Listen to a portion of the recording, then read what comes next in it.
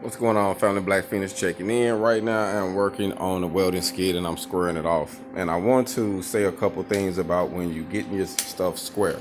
Don't just assume that it's square just because all the pieces are cut properly.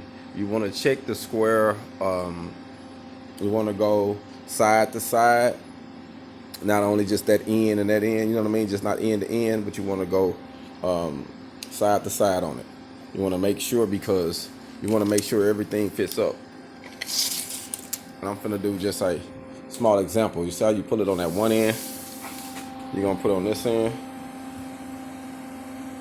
You see, then we're gonna come over this end.